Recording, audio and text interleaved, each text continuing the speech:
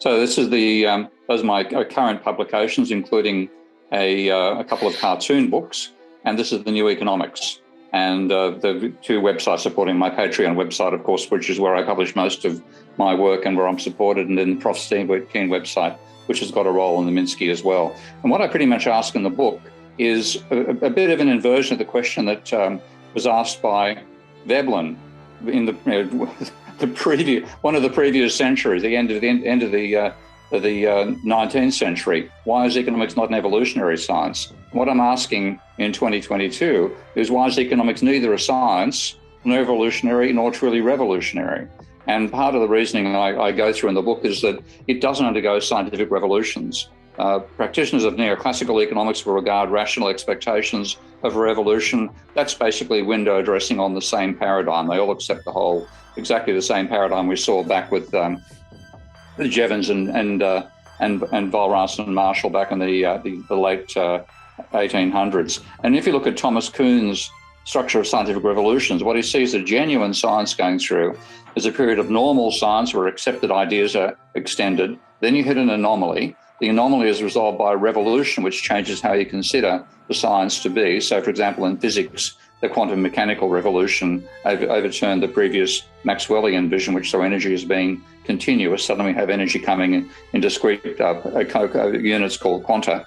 Then you have a new paradigm which comes along. It becomes the normal science, then it strikes an anomaly, and you continue repeating this pattern over time. And if you look at the neoclassical paradigm, the same idea of utility maximizing behavior, profit maximizing behavior, optimization, rising marginal cost, falling marginal benefit, et cetera, it's all been there since the 1870s. And there have been plenty of anomalies, but never a revolution. Keynes came close, but he was basically, there's a coup d'etat with John Hicks coming in. So the anomalies themselves, when we look at anomalies in economics, they're not like in physics where they're repeatable experiments, which don't go away. They're unrepeatable events, which can be ignored and forgotten, which is what has happened. And what you get as a result is that a new generation comes along, which behave like true believers, just like the people who taught them beforehand. You don't get that generational change. And what Veblen had to say about economics being helplessly behind the times in 1898 is still true in 2022. But of course, it's much more critical now than it was even then. Now, in that, I have several parts to the book, so I'll go through each of the major segments. So I spent about 65 pages talking about why money matters. And if I draw it down to its essence as to why money matters, it's because one of the few things that everybody accepts in macroeconomics is that aggregate expenditure is aggregate income. They are identical. So that's the accepted principle. And using that principle, neoclassicals normally rule out any role for money or credit. But what I show by using a particular application of endogenous money theory to show that credit is part of aggregate demand. Now, I won't go through this table in detail. This is what I call a Moore table after, in honor of Basil Moore. But if you show expenditure on the horizontal and income on the vertical, then you can show that the negative section, the diagonal there, is aggregate expenditure by each group. And if credit is coming from the financial sector or the banking sector creating money, which is then spent by the recipient, then credit becomes part of aggregate income. This is the only piece of maths I'm going to show in the presentation. But when you put it together in a loanable funds world, credit cancels out. In the real world of endogenous money, what I call bank originated money and debt, credit is part of aggregate expenditure and aggregate income. And therefore you cannot leave the monetary system out, whereas of course neoclassicals try to exclude it and just to talk about real economics, leaving out the monetary system. So credit, because it's so volatile, it has the dominant role in aggregate demand and aggregate income. Now, what that means, and I illustrate this with my Minsky software, which I've designed to fundamentally enable system dynamics type tools to show how monetary economy works. And this is a model I use in the book at one point. Actually, it might be in a companion book, which I'll talk about in a moment. And what I have here is, if you know Paul Krugman talks about patient people lending to impatient people, and banks just being an intermediary. And what I show is that that's the case. Then with the parameters I've set this model up with, there's an increase in the amount of lending, there's a decrease in the amount of GDP.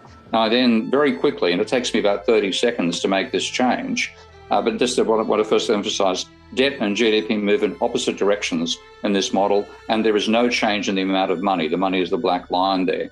With a few simple changes, I go across to the real world. where the bank does the lending to the so-called impatient person.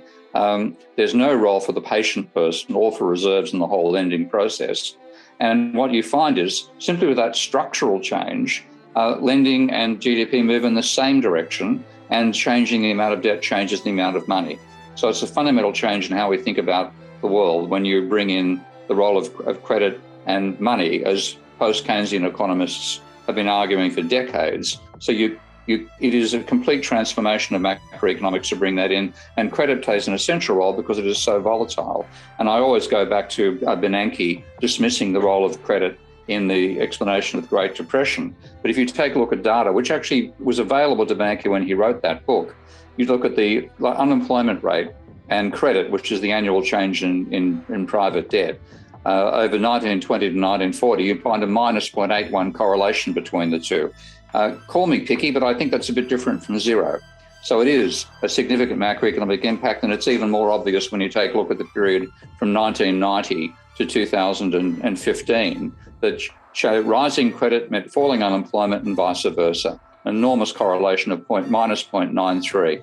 And that should be, even empirically, that should be looked at by neoclassicals. I've yet to see any of them consider it. So they're basically ignoring the dominant factors in macroeconomics, and I show how it's possible to bring it in a logical, coherent framework. Probably one of the main elements which is novel in the book is the argument that there is a legitimate reason to say macroeconomics should have indisputable foundations in the same sense that physics and chemistry and biology have indisputable foundations. But they don't have to be, in fact, they cannot be microeconomics, because we understand complex systems these days, and complex systems have what we call emergent properties. Behavior can come out of a system which cannot be explained by any single component of that system or by extrapolating a single element up. So what you can have is what I call the macro foundations of macroeconomics.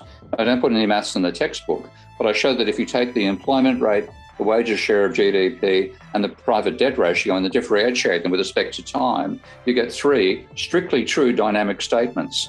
The employment rate will rise if economic growth exceeds the sum of change in the output to labour ratio and population growth. The wages share of GDP will rise if wages grow faster than GDP, and the debt ratio will rise if debt grows faster than GDP. Obvious and actually true statements. You can turn that into a model very easily with a couple of genuine simplifying assumptions. And what you get, as I show in the book and also in a companion book, is Minsky's financial instability hypothesis, with an added twist that wasn't predicted by Minsky, that before the crisis occurred, there'd be a period of diminishing cycles and then rising volatility afters, which is what we saw during the so-called Great Recession. And that actually is a phenomenon known in chaos theory from fluid dynamics, and it turns up as the foundational concept in macroeconomics. You also get, as you can see on this chart here, the rising level of debt goes with a falling level of workers' share of GDP, whereas rising debt doesn't change the capitalist share of GDP. And that's another thing we see, that rising debt has gone hand in hand with increasing inequality, and this is a causal explanation for that phenomenon. The next major element I add is talking about the role of energy in production. And if any people who are strictly economists, they'd know that you have the Cobb-Douglas production function describing output as being a function of technology times labour times capital, both to powers that sum to one. The Leontief model having output being a function of capital divided by a capital output ratio. There's no explicit role for energy. So what I've done there is I explain in the book that energy is an essential input. And when you put it that way, you get a complete transformation of how we think about production. And ironically, I find myself actually liking something Larry Summers had to say, which is an extremely rare phenomenon. So let's have a bit of maybe Larry can call in and take the applause. But he talked about the financial crisis as being like a power failure. And he said there'd be a set of economists who explained that only electricity, if there was a power failure, it's only 4% of the economy. So if you lost 80% of electricity, you couldn't possibly lose more than 3% of GDP. He said people would actually write papers like that and they would be stupid. But he said we'd know it was wrong, even if we didn't quite know why it was wrong. So what I want to illustrate is why this is correct, is once you see energy as an essential input in production, that if energy falls by 80%, then so will GDP. And the reason that matters as an example is that if you take a look at the state we are in right now, how much of our energy is contributed by non-carbon based systems, fundamentally still mainly hydroelectricity, it's less than 20%. Now, if we're forced by an undeniable climate catastrophe, let's say a collapse of the weather systems in the Northern Hemisphere, which mean a breakdown in food production up there, and nobody can argue against it, this is climate change, then what you will see is an 80% fall in GDP if you are lucky. Because if you take a look at that's the level of, the red line is the level of renewables as a percentage of total energy production, and it was only 14% back in 2017. It might be 18% now. And if you take a look at what happens with change of energy versus change in GDP, it is a virtually linear and one-to-one relationship.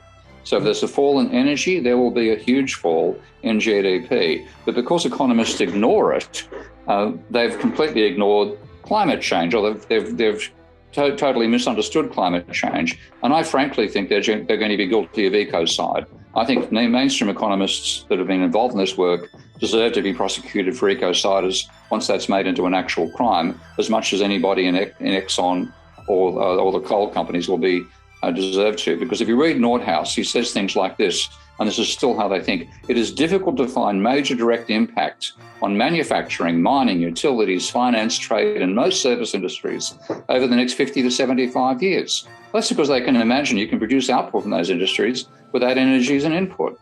And that led to him assuming that 87% of industry would be unaffected by climate change. And the IPCC, at least when Richard Toll was part of it, repeats the same garbage. I'm waiting to see what this year's report comes out and says.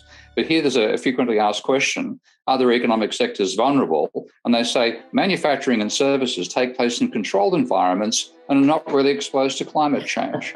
They pretty much think only 13% of the economy is really going to be exposed, and really only 3% is agriculture. And of course, we can ignore that. It's only 3%. What would it matter if food production fell? We'll only lose 2% of the economy. But I digress. And they do crazy things like this. This is one of the data. They make up their own numbers. So all the empirical stuff you see, and I go through this in the book in a fair bit of detail, all their so-called empirical stuff is taking current data like this, which is on the horizontal axis, the deviation of the temperature of average temperature of each state from the average for the United States. And on the vertical, deviation of average income per capita from the average for the United States. And if you fit a quadratic to that, you get an extremely weak correlation. And that's what they use as a prediction of the impact of climate change. The correlation I get there gives me a coefficient of 0.00318. So for each degree in temperature change squared, you get a 0.3% fall in GDP. And that's actually larger than Nordhaus uses in his DICE model. So what it's implying is we have a 6-degree increase in temperature, we'll just have an 11.5% fall in GDP. And Nordhaus's figure is even smaller. And this actually ends up supporting trivializers like Bjorn Lomborg. So Lomborg comes out and tells Extinction Rebellion and Greta Thunberg that all we're going to lose is 2 to 4% of GDP. Who cares? Now, the point to me is, how exactly can we imagine economists helping with climate change if they're providing talking points for climate change deniers like Lomborg? And that's really the state of macroeconomics. When you read the genuine scientists on this, they're terrified about 2 degrees. This is several major papers by Hansen, Will Steffen, and Tim Lenton saying anything around 1 to 2 degrees could be catastrophic for human life. And they talk about a series of tipping points which could each trigger each other and push us onto a hothouse Earth, which would be antithetical to human existence on the planet. So economists have trivialized this and said nothing to worry about with 6 degrees. Scientists are saying anything near 2 degrees, and hold on to your hats, we could lose the habitability of the planet for human species. We should do everything we can to avoid 1.5 degrees. So mainstream economists, particularly Nordhaus, but quite a few others as well, have delayed action on climate change for 50 years. And I think that's what's going to bring neoclassical economics unstuck. They won't be brought unstuck by anomalies in capitalism. They will cause the collapse of capitalism. And we will then have to pick up the pieces afterwards if we're lucky.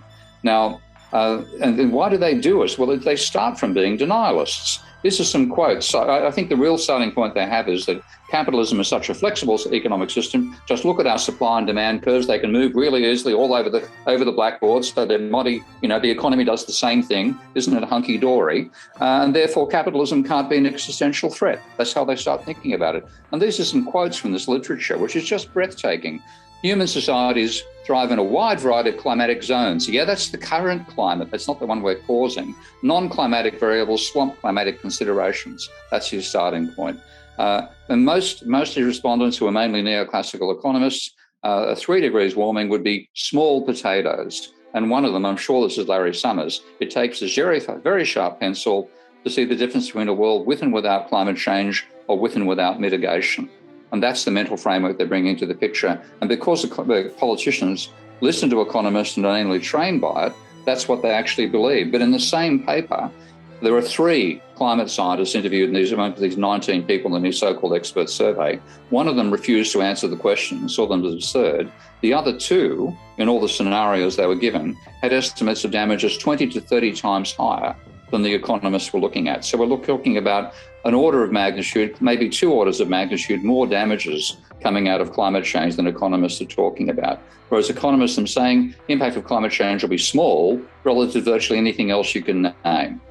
So my opinion is, having looked at this work, it's not no case economists should do better measurement. They should simply shut up on measurement and accept what scientists have concluded and work out how to do something worthwhile. Now, how did this stuff get published? That was my real surprise when I saw it. I thought I'd have to explain Ramsey growth models and why they were inappropriate and stuff like that, but barely even got to that point. It's the assumptions that they make, which are nonsense. No genuine science would have allowed the sort of assumptions that neoclassical economists accepted in these papers. So we have a fundamentally unscientific methodology, courtesy of Milton Friedman, and that's what's led to this impasse. And economics will be the profession most responsible for the collapse of capitalism. Now, talking for the future, and I read the book, I'm also saying, how do we do in new economics? I want people to learn complex systems analysis, which means they have to learn as young students at least ordinary differential equations, learn system dynamics, and use my Minsky software, which I used extensively in the book. Forget about learning this at economics departments. Do studying in your own time. You won't get lectures at Oxford or Cambridge about it, but forget about that as an ambition. You'll be part of the solution rather than part of the problem if you take a new approach to economics. And you get an interesting position outside economics by learning system dynamics. And avoid the blame when climate change exposes neoclassical economics as fast, because just as people outside economics think neoclassical economics is everything, if you introduce yourself as an economist after this has happened, you'll get the blame. Call yourself a system dynamicist instead. And that's just, by the way, a link for those who want to go further than I cover in the book.